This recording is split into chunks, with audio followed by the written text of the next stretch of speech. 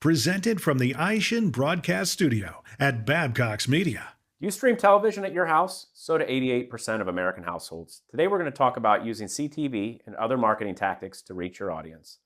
Welcome to the Professional Car Washing and Detailing's Executive Spotlight. I'm your host, Brian Ankney. Today our guest is Ryan Mogged from Triadex Services. Welcome. Thank you, Brian. I'm really happy to have you here today. Yes, my pleasure. Well, Ryan, before we get into connected television, let's talk about how car washes know who to target and some of the tactics they can use. Okay. Well, Brian, we recently wrote an article. We titled it, Why It's Easier Than Ever Before to Be a Marketer in 2025. If you look at all the tools available now compared to just a few years ago, marketers are at such a huge advantage nowadays because of cell phone data. The fact that we can follow the whereabouts of every unique cell phone device in America, we know the businesses that it's been in, how many times it's been there, whether or not it's been in your location. This creates a net new customer audience. How does that work? Every unique cell phone device in America has what's called a MAID. It's a mobile advertising ID number assigned to it. So it's around 40 alphanumerical characters. You can think of it like a social security number for your cell phone. So it's your unique identifier. We've geo-framed every brick and mortar business nationwide. So anytime a unique cell phone device enters that parameter, you can leverage that data for targeting. No exaggeration, there's over 3 trillion data points coming in every week that we can leverage to enhance the ROI, reduce the cost per lead of your campaigns. Wow. And so you're able to use that data to inform, I guess, all of the tactics that you're going to use in marketing. Yeah, there's a treasure chest of data sitting there. So huge luxury to operators nowadays to be able to eliminate a lot of wasted media spend by avoiding the households least likely to respond. You could even use this platform as a suppression audience, phones that have not been seen at a car wash in the past year. Perhaps your competitors have spent a lot of money trying to motivate them to come get a wash. That's one way to get a financial head start on making the most of your limited marketing budget. So yeah, we've seen it's been very effective to target the people who are actively spending on car washes in your hyperlocal area. That's interesting because it's kind of the old joke that half your marketing works and half your marketing doesn't, but nobody knows which is which. Well, now with the cell phone data, it's not a mystery. It's easy to tell. It's easy to tell that these are people that use car washes. These are people that don't use car washes, and let's market to the ones who do. It's been a huge disruptor, not only on the front end for the list targeting, but also on the back end for the reporting. So of course, we're targeting based on where the cell phone's been, but it doesn't end there. We continue to monitor the whereabouts of that unique cell phone device for the year ahead. So we can see, okay, was this a one and done? Did they respond to the coupon I sent them and never come back to my wash thereafter? Or did we see them go back to the original competitor they were at before? Did we see them go to the new competitor that just opened across town? So you're able for the first time ever to show the lifetime value, the longevity of your investment to target that household in the first place. So with all this great data, where are you using it? Yeah, the 3 most popular channels that we execute with is the direct mail channel, programmatic digital display ads, and then the connected TV commercials. So all of the list targeting filters that you have access to for your targeting, you can use them in all channels. And with connected TV, I don't think a lot of operators realize the commercial you're watching is a different commercial than your next door neighbor. With traditional cable, big broadcast, you would have to blanket an entire area where everyone would see the same message at the same time. So that's a big advantage for the targeting with connected TV, where you can segment it and message differently. If somebody's a new mover, if someone has a certain year, make, or model, if somebody has children present. Well, I mean, the big advantage is in the old days you had to pay for every television. Now you're only paying for the ones that you want. Exactly. There's no huge upfront minimums anymore to get started. So it's easier than ever before for any mom and pop to launch exposure in the living room through the connected TV channels and compete with those big box retailers. Any other tactics you'd like to talk about that are working really well right now? One of the kind of cutting edge, most effective targeting methods that we're executing with lately is we call it online search intent. So if somebody's seen online searching for a car wash near them, that's someone that we can start running programmatic digital display ads to right away. We can run connected TV commercials in their living room. We can even send a direct mail piece. Wow, is that like as simple as, you're driving down the road and you say car wash near me? Like now I'm on that list? Is that how that works? Or This is an AI bot, and it is scanning all the URLs, all your browsing activity online. So for example, if I went to kellybluebook.com and then autotrader.com and then Ford's website, I would create a pattern and intent to purchase a new vehicle. So we have light, medium, and heavy targeting categories based on how long I've been seen online browsing. So you can combine online search intent with the foot traffic data, the whereabouts of which car washes in your city the cell phone's been seen at. so, in 2025, what should direct mail look like? Yeah, so we're kind of agnostic to the format. We've been working with car washes for 15 years, so we have a lot of activity. We know exactly what works the best, what hasn't worked. But one of kind of the disruptors, game changers with the formats is the thick laminated plastic postcard. It has snap-off wallet-sized cards or key tags. There's a lot of psychology with the way that the brain responds to a gift card versus a coupon or discount. So a lot of people will promote a $5 or $10 gift card instead of calling it off with a coupon. That's a good idea. Yeah, because you're going to take that. You might not keep a coupon, but if it's a $5 gift card, you're going to put it in your wallet. Yep, that's been very effective, and even some of the really high household income residents have said that they might be embarrassed if their friends or family saw them in public using a coupon, whereas they didn't care if somebody saw them handing over a gift card. So it's kind of a unique way to attract that crowd as well. Interesting. Well, let's circle back to connected TV. Because I mean, connected TV, I guess it's not new, but it's fairly new to everybody because it hasn't been around that long. For a car wash that is saying, I don't even know what that is. I've never done that before. It sounds really interesting. I'd like to do it. How do they get started? Yeah, it's really easy to get started. You can partner with a company such as yourself. You can get a local videographer, put together a 15, 30-second spot. From there, you pick your target audience, whether you want to target new movers, lapsed customers from your own database.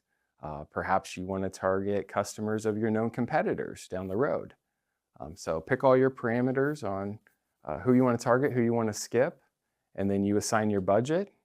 And what's great is the reporting and the tracking that you never got with traditional cable and broadcast before. We talked about how you can follow the cell phones and use that up front for the targeting, but you can also use that at the end.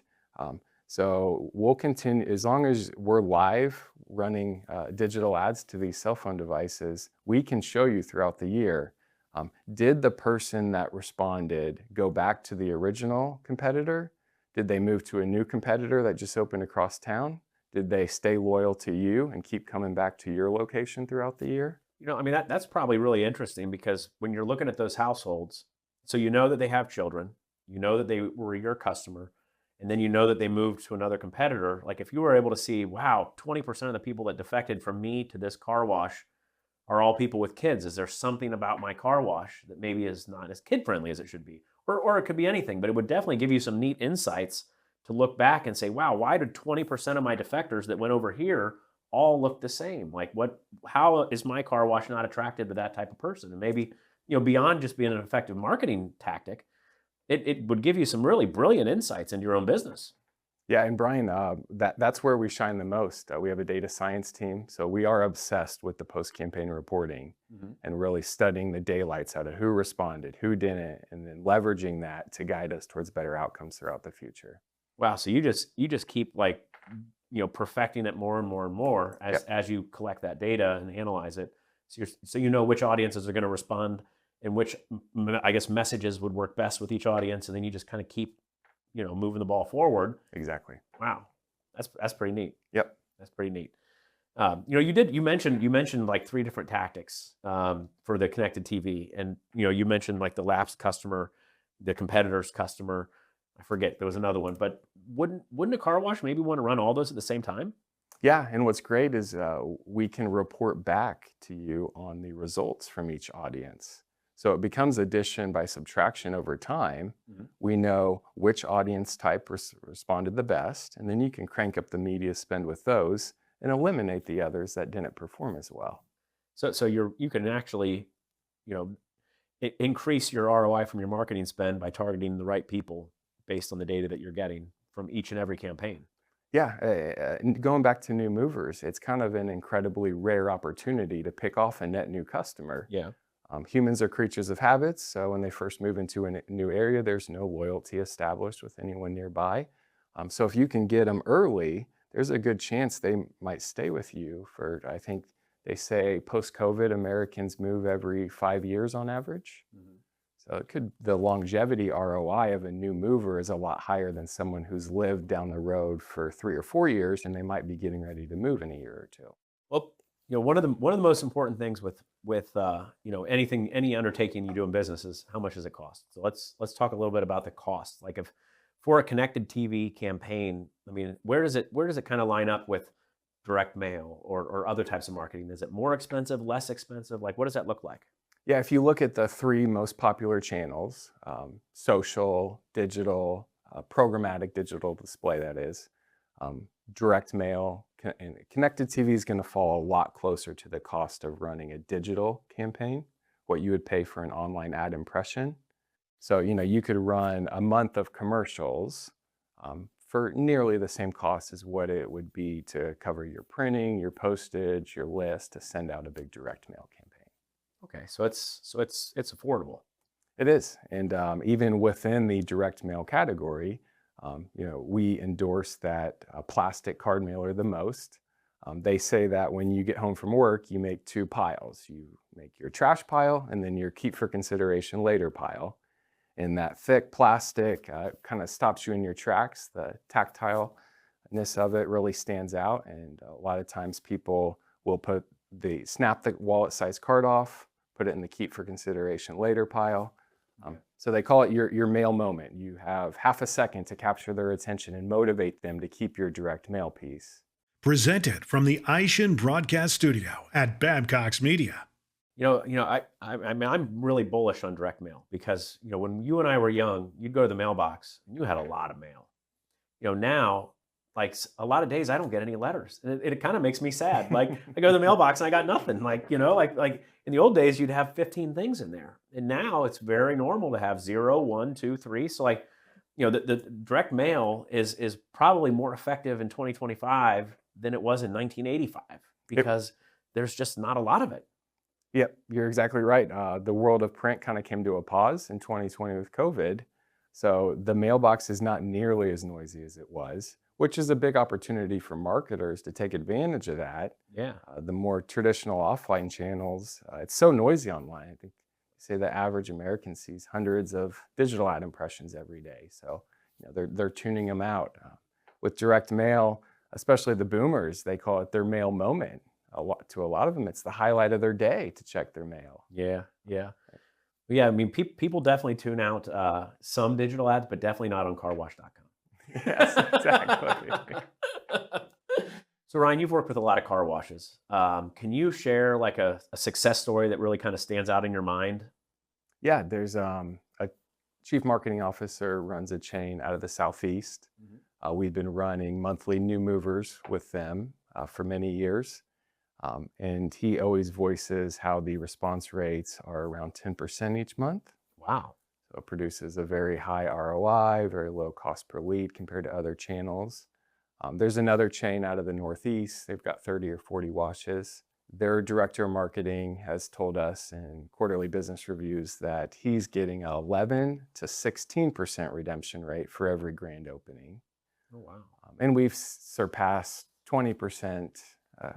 And we really shine the most when we bring their existing customer data, so we can build what's called custom propensity models This is where you force rank every household that lives within 5 miles of your wash. You score them all based on how close their psychographics, demographics are to your existing wash customers. And then you can fish for new customers off the top 3%, 5%, 8% of that list, the people most likely to respond. Oh, wow. So you're basically taking your existing customer base and you're saying, okay, your customers look like this. So you've got customers that are households with 3 children. You have customers that enjoy golfing, hunting, and fishing. You have customers so you're kind of putting their existing customers into buckets, and then you're going out into the marketplace and you're looking for other people that would fit into those buckets. Is that accurate? Yeah, on steroids, there's literally billions of data points. Oh, wow. So it's an algorithm. It studies the patterns and the trends amongst the existing customers. And then you can more or less look-alike target or clone the other households nearby that look the exact same as your best customers, but aren't yet in your database. Oh, wow. Talk about fishing where the fish are. Yeah. Wow. That's a very effective way to enter a new city.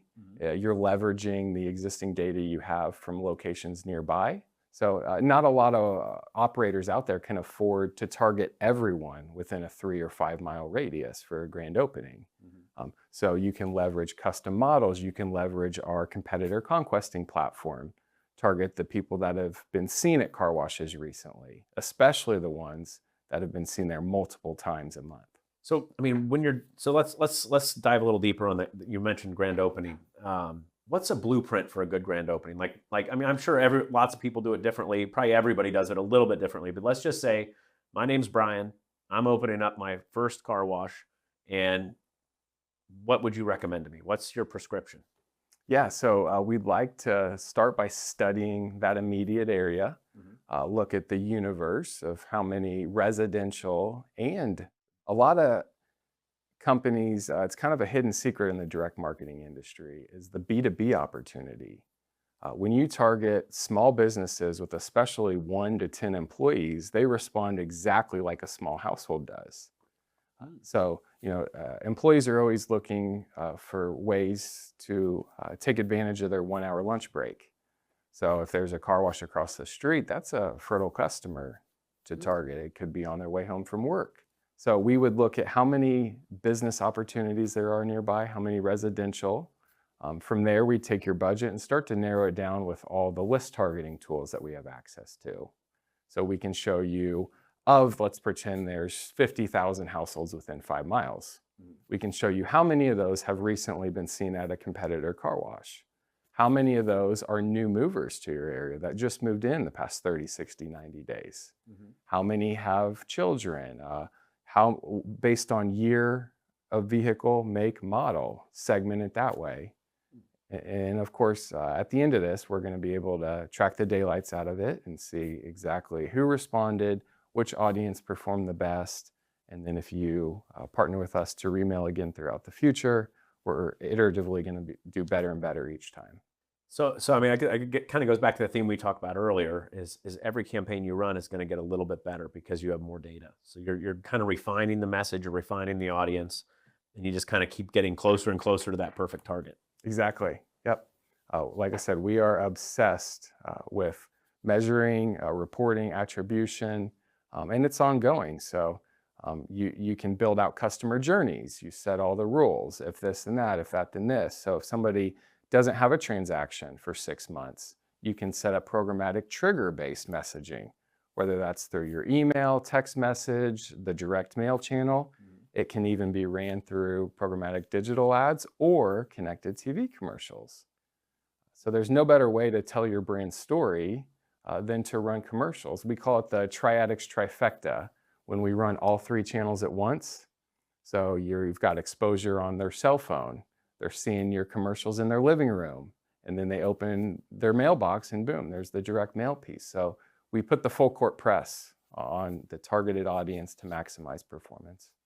You brought up that certain things will trigger certain other things. So if I don't come in for 6 months, I might get a mail piece. So these type of campaigns aren't something that a car wash owner has to think about every day. Like, oh, I need to go out and find the people that haven't been here in 6 months. Like, this is something that can happen automatically. I can just say, I want every person that doesn't come for 6 months to get a direct mail piece and some connected TV commercials. And then I want every person that, does whatever, like that trigger is going to trigger this set of things. Like, so I can kind of set it, not necessarily set it and forget it, but set it and monitor it. I'm not actually having to go in there and deciding that today's the day I'm going to send out something to all the people that didn't come in for 6 months. Is that accurate? Yeah, Brian, it's easier than ever before. It can be set on autopilot. So up front, you set all your rules on the targeting, and even down to in your email club. If someone hasn't opened an email in a year or they've unsubscribed, you do have the ability then to pivot to other channels for communication.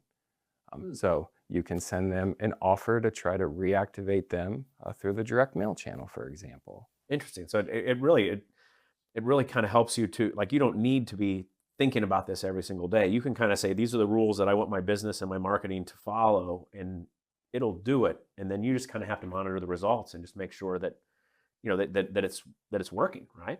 Yeah, there's a lot of articles online you can read about the future of direct mail, and call it 3 to 5 years.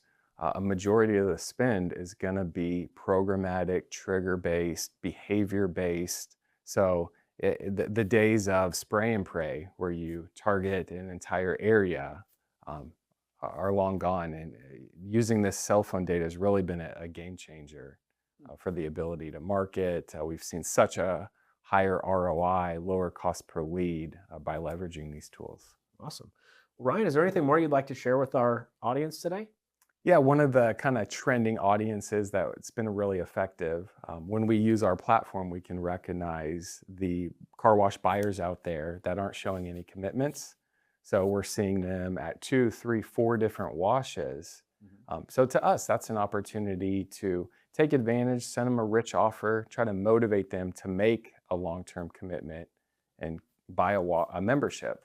Well, yeah, you definitely want to be the first wash to do that, right? You don't want the other 3 to beat you to it. Yes. Yeah, there's so much of that retail buyer out there, and there's a huge financial incentive for them to lock into a membership. So with this platform, for the first time ever, we are able to target by how many times the person's been to each specific wash in every city nationwide. Ryan, thank you for coming in today. Thank you for having me, Brian.